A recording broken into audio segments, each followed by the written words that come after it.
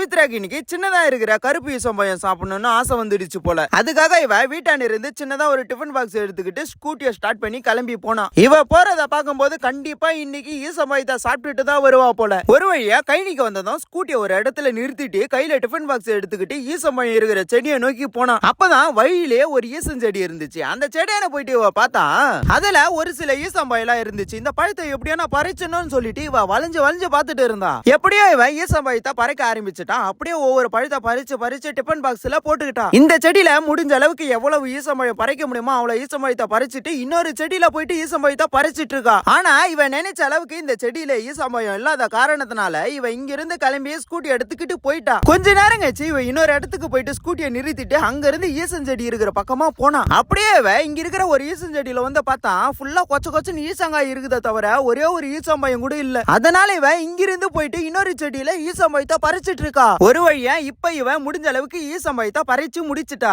பறிச்ச வரைக்கும் போதும், இதுக்கப்புறம் நம்ம ஈசம்பழத்தை சாப்பிடலாம்னு சொல்லிட்டு இவ ஈசம்பழத்தை சாப்பிட ஆரம்பிச்சா. இவ சாப்பிட்டுங்கிறத பார்க்கும்போது ஈசம்பழம் செம டேஸ்டா இருக்குது போல. அப்படிதான் வாயில போட்டு சாப்பிட்டுங்கிறா. எப்படியோ ஒரு வழியா இந்த பவித்ரா ஈசம்பழத்தை சாப்பிட்டுட்டா. ஈசம்பழத்தை சாப்பிட்ட பிறகு இவளுக்கு ரொம்ப சந்தோஷம்.